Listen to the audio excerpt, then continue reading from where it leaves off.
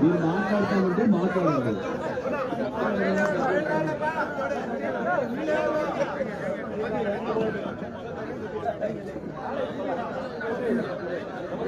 కొంచెంసేపు please sound సరిగా పెట్టా.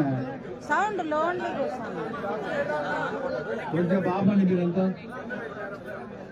ఆపండి.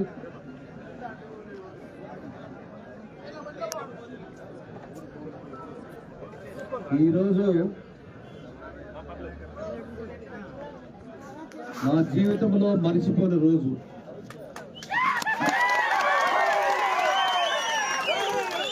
కారణం మనందరూ కూడా తెలుసు, మన నియోజకవర్గంలో జరిగినటువంటి పరిణామాలన్నీ తెలుసు. అదేవిధంగా మన నాయకుడు చంద్రబాబు నాయుడు గారు ఒక నిర్ణయాన్ని తీసుకొని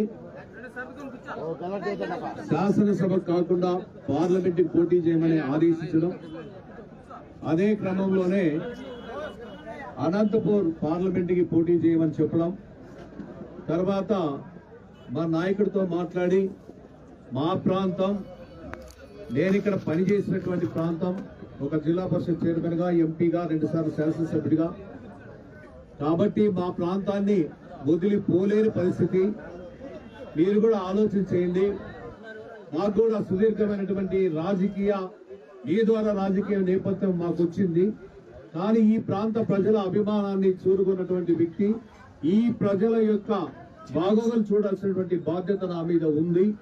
కాబట్టి ఎలాంటి పరిస్థితుల్లో నాకు నా పార్లమెంటు పరిధిలోనే, హిందూపూర్ పార్లమెంటు పరిధిలోనే మాకు అవకాశం ఇవ్వని రిక్వెస్ట్ చేయడం జరిగింది. కానీ అదే క్రమంలోనే మన నాయకుడు పాదపద్మాలకు నమస్కరిస్తా ఉన్నా. కారణం ఏమంటే ఆయన కూడా తప్పకుండా మనం చెప్పినటువంటి విషయాలను ఆలోచన చేసి హిందూపూర్ పార్లమెంట్ తెలుగుదేశం పార్టీ అభ్యర్థిగా నన్ను ప్రకటించడం జరిగింది. చంద్రబాబు నాయుడు గారికి ఎల్లవేళలా కృతజ్ఞతగా ఉంటాను. ఆయన నమ్మిన సిద్ధాంతాలకు అనుగుణంగా నడుచుకుంటాను. ఆయన అడుగుజాడలో నేను నడుస్తాం. తెలుగుదేశం పార్టీ నేను ఆవిర్భావం నుండి దాదాపు 37 సంవత్సరాలు తెలుగుదేశం పార్టీలో ఒక మండల పార్టీ అధ్యక్షుడిగా, ఈ రోజు ఇంతింత పట్టడింత అయినట్టు ఈ రోజు ఒక స్థాయికి వచ్చారంటే తెలుగుదేశం పార్టీ ఆ ఘనత మన నాయకుడు నందమూరి తారక రామారావుతో మొదలుకొని, ఎన్టీ రామారావుతో మొదలుకొని ఈ రోజు చంద్రబాబు నాయుడు గారు, లోకేష్ బాబు గారు, అదేవిధంగా అచ్చెన్నాయుడు గారు, వీళ్ళందరి యొక్క ఆశీస్సులతో ఈ రోజు తెలుగుదేశం పార్టీ, జనసేన, బీజేపీ ఉమ్మడి అభ్యర్థిగా నన్ను ఈ రోజు ప్రకటించడం జరిగింది. ముఖ్యంగా ఈ ప్రాంత ప్రజలకి, పెనుగొండ నియోజకవర్గ ప్రజానీకానికి నా యొక్క పాద పద్మాలకు నమస్కరిస్తున్నా అందరికీ. ఎందుకోసం అంటే ఎంతో ఆతృతతో మాకు అసెంబ్లీ పోయింది, కనీసం మాకు పార్లమెంట్ అభ్యర్థిగా రావాలి, మాతో పాలు పంచుకోవాలి, మీరు మేము మమేకమే పని చేద్దాం, భవిష్యత్తులో మీరందరూ కూడా ఆశీస్సులు ఇస్తామని చెప్పారు. చాలా సంతోషం. నేను కూడా ఒకటే చెప్తున్నా, ఈ రోజు చంద్రబాబు నాయుడు గారి ఈరోజు అవకాశం ఇచ్చారు. ఆయన నమ్మకాన్ని ఒమ్ము చేయకోకుండా రేపు భవిష్యత్తులో కూడా గతంలో ఏ విధంగా పనిచేశానో ఆ విధంగానే భవిష్యత్తులో కూడా కార్యకర్తలు, నాయకుల యొక్క బాగోగుల కష్టాల్ని తప్పకుండా పాలు ఉంచుకుంటాను. ఎక్కడ తగ్గేది లేదని సందర్భంగా మాట అంటే మాట, మాట మీద నిలబడతా, మాట మీద నన్ను నిలబడతా. మీరు కూడా ఈ రోజు కష్టాల్లో నాకు అండగా నిలబడ్డారు. నేను ఎవరిని మర్చిపోను. నేను కూడా చూశాను. ఒక్కొక్కసారి అవకాశాలు వస్తాయి, ఎట్లా ఏం జరుగుతూ ఉంటాయి, కాన్స్టిట్యూన్సీ లో పనిచేసిన పరిస్థితి ఏమి, పని చేయకున్నటువంటి పరిస్థితి ఏమి అనేటివన్నీ అన్ని కూడా నాకు ఒక జ్ఞానోదయం కలిగేదానికి కూడా ఒక అవకాశం వచ్చింది, కలిగింది. నేను అందరినీ మనసులో పెట్టుకుంటా. కష్టాల్లో నా అండగా నిలబడినటువంటి ఎవరిని కూడా మర్చిపోనని, ఏదో ఇది పబ్బం గడుపుకోనికి రాలేదు, పార్లమెంట్ అయినా కూడా గెలిచి తీరుతాం. నాకు కూడా తెలుసు ఎందుకోసం పార్లమెంట్ అంటే నాకు కూడా అనుభవం ఉన్నటువంటి వ్యక్తి. జిల్లా పరిషత్ చైర్మన్ గా చేశా, ఎంపీగా చేశా, 2 సార్లు శాసనసభ్యుడిగా చేశా. నాకు అవగాహన ఉంది, ఆలోచన ఉంది, పరిపాలన విధానం తెలిసినటువంటి వ్యక్తి.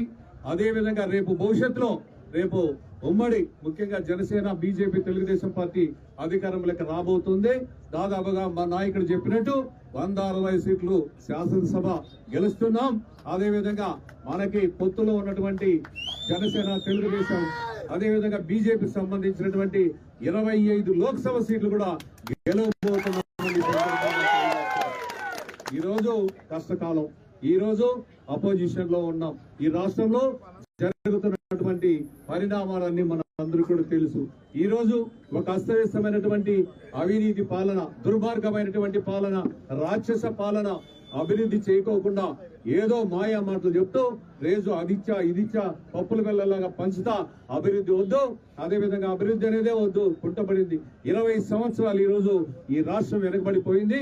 అదేవిధంగా 2014లో చంద్రబాబు నాయుడు గారు ముఖ్యమంత్రి అయిన తర్వాత భారతదేశంలోనే అగ్రగామిగా అభివృద్ధి చెందుతున్నటువంటి రాష్ట్రం ఈ రోజు 20 సంవత్సరాలు వెనకబడిపోయిందంటే దానికి కారకులు వైఎస్ఆర్ పార్టీ, జగన్మోహన్ రెడ్డి. అందుకోసమే ప్రజలంతా కూడా ఆలోచన చేయాలా.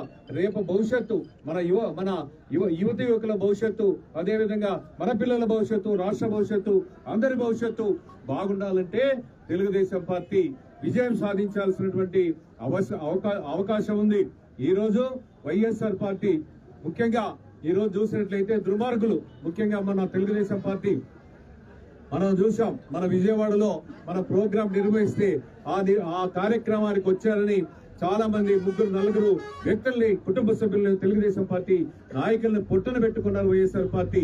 అంటే ఎవరు మాట్లాడితే వాళ్ళని అంతం చేస్తామనేది ఆ వైఎస్ఆర్ పార్టీ లక్ష్యం.